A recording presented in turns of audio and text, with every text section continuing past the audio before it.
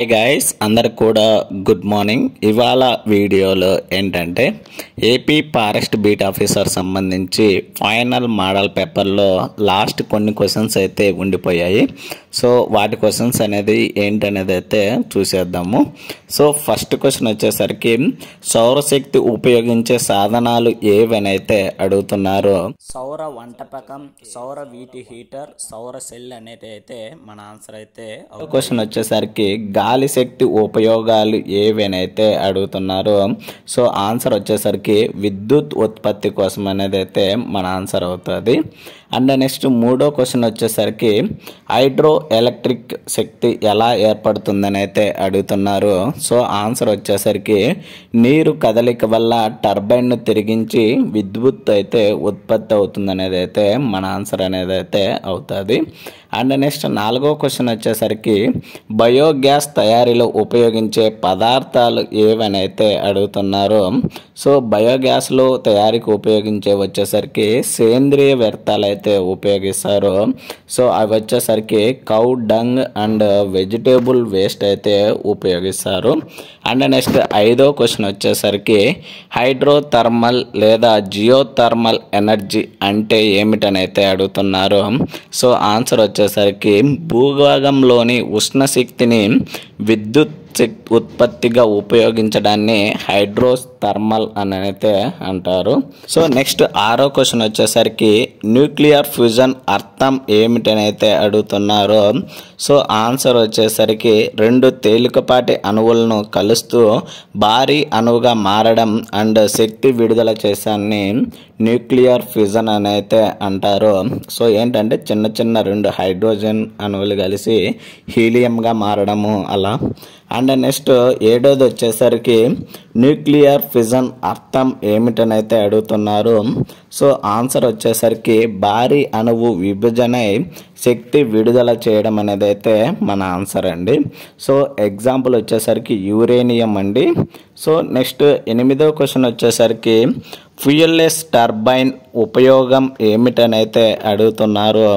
So answer వచ్చేసరికి వాయు లేదా నీటి ప్రభావంతో విద్యుత్ ఉత్పత్తి అనేది అయితే మన ఆన్సర్ అనేది అయితే అవుతుంది. అండ్ నెక్స్ట్ తొమ్మిదో క్వశ్చన్ వచ్చేసరికి న్యూక్లియర్ ఎనర్జీ హానికరత ఏమిటని అయితే అడుగుతున్నారు. సో ఆన్సర్ వచ్చేసరికి రేడియేషన్ ప్రమాదం, న్యూక్లియర్ వ్యర్థాల సమస్య అనేది అయితే మన ఆన్సర్ అనేది అయితే అవుతుంది. అండ్ నెక్స్ట్ పదో క్వశ్చన్ వచ్చేసరికి రెన్యూబుల్ మరియు నాన్ రెన్యూబుల్ ఎనర్జీలో తేడా ఏమిటని అయితే అడుగుతున్నారు. సో ఆన్సర్ వచ్చేసరికి రెన్యూబుల్ వచ్చేసరికి తిరిగి ఉపయోగం అయ్యే శక్తి అనేది అయితే రెన్యూబుల్ అండి. అండ్ నాన్ రెన్యూబుల్ వచ్చేసరికి ఒకసారి వాడిన తర్వాత మళ్ళీ వాడడానికైతే కుదరదండి. సో ఇది renewable and non renewable source యొక్క డిఫరెన్స్ అండి. అండ్ నెక్స్ట్ 11వ క్వశ్చన్ వచ్చేసరికి ఆహారం పొందే విధానాలు ఏవనైతే అడుగుతున్నారు.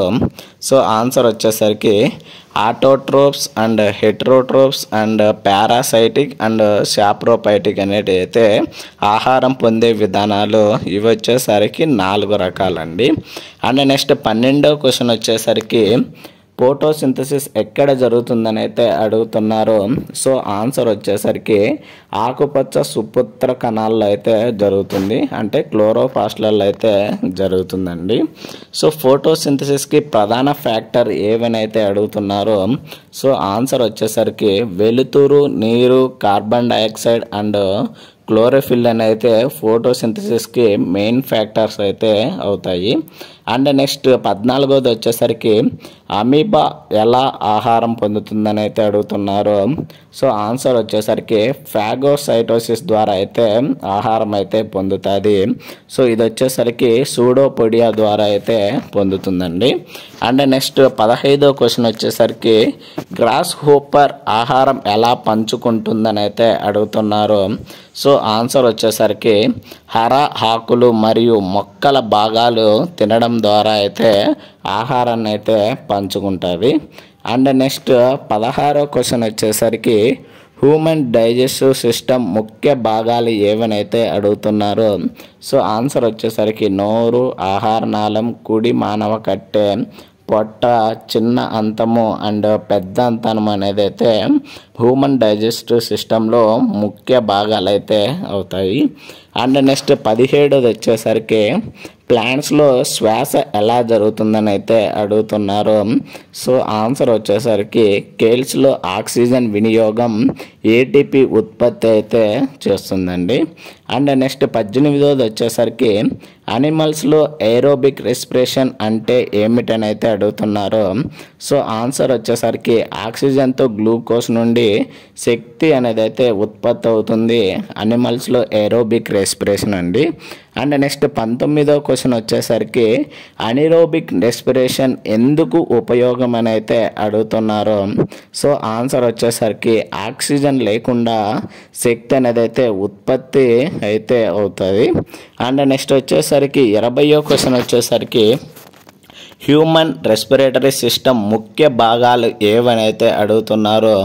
సో ఆన్సర్ వచ్చేసరికి nose, trachea, bronchi, lungs and alveoli అనేది అయితే ముఖ్య భాగాలుగా ఉంటాయి హ్యూమన్ రెస్పిరేటరీ సిస్టంలో అండి. అండ్ నెక్స్ట్ 21వ క్వశ్చన్ వచ్చేసరికి ప్లాంట్స్లో నీరు ఎలా సరఫరా అవుతుందని అయితే అడుగుతున్నారు. సో ఆన్సర్ వచ్చేసరికి జైలం ద్వారా మూలం నుండి ఆకులకైతే జరుగుతుంది. అండ్ నెక్స్ట్ 22వ క్వశ్చన్ వచ్చేసరికి ఫుడ్ ట్రాన్స్పోర్టేషన్ ఇన్ ప్లాంట్స్ అని అయితే అడుగుతున్నారు. సో ఆన్సర్ వచ్చేసరికి ఫోయిలం ద్వారా అయితే జరుగుతుంది. అండ్ నెక్స్ట్ 23వ క్వశ్చన్ వచ్చేసరికి హ్యూమన్ బ్లడ్లోని ప్రధాన భాగాలు ఏవని అయితే అడుగుతున్నారు. సో ఆన్సర్ వచ్చేసరికి RBC, WBC, platelets and plasma అనేది అయితే మన ఆన్సర్ అవుతాయి. ఇవి టోటల్గా 4 అండి హ్యూమన్ బ్లడ్లో ప్రధాన భాగాలు. అండ్ నెక్స్ట్ 24వది వచ్చేసరికి బ్లడ్ క్లాటింగ్ ఎందుకు జరుగుతుందని అయితే అడుగుతున్నారు. సో ఈ యొక్క బ్లడ్ క్లాటింగ్ అనేది ఇంజురీస్ వద్ద రక్తం లీక్ అవ్వకుండా అయితే బ్లడ్ క్లాటింగ్ అనేది అయితే జరుగుతుంది. అండ్ బ్లడ్ గ్రూప్స్ ఏవేవని అయితే అడుగుతున్నారు. సో బ్లడ్ గ్రూప్స్ వచ్చి టోటల్గా 4. సో అవి వచ్చేసరికి blood group A, blood group B, blood group AB and blood group O అయితే మన ఆన్సర్ అనేది అయితే అవుతుంది. అండ్ నెక్స్ట్ వచ్చేసరికి హార్ట్లో కదలికలు ఎలా ఉంటాయని అయితే అడుగుతున్నారు. సో ఆన్సర్ వచ్చేసరికి right atrium, right ventricle and next lungs, తర్వాత వచ్చేసరికి left atrium, left ventricle and body అనేది అయితే ఉంటుంది. హార్ట్లో కదలికలు అనేది అయితే అలా ఉంటాయి. సో ఒకసారి ఇవైతే చెక్ చేసుకోండి గైస్, కొంచెం ఇంపార్టెంట్. సో ఫస్ట్ వచ్చేసరికి right atrium, right ventricle and తర్వాత వచ్చేసరికి లంగ్స్ ఉంటాయి. లంగ్స్ తర్వాత మళ్ళీ left atrium, left ventricle and next వచ్చేసరికి బాడీ అనేది అయితే ఉంటుంది. సో నెక్స్ట్ వచ్చేసరికి లింపాటిక్ సిస్టమ్ ఉపయోగం ఏమిటని అయితే అడుగుతున్నారు. సో ఆన్సర్ వచ్చేసరికి బాడీలో ఫ్లూయిడ్ బ్యాలెన్స్ చేసి ఇమ్యూనిటీ అయితే మెయింటైన్ చేయడాన్ని లింపాటిక్ సిస్టమ్ యొక్క ఉపయోగం అండి.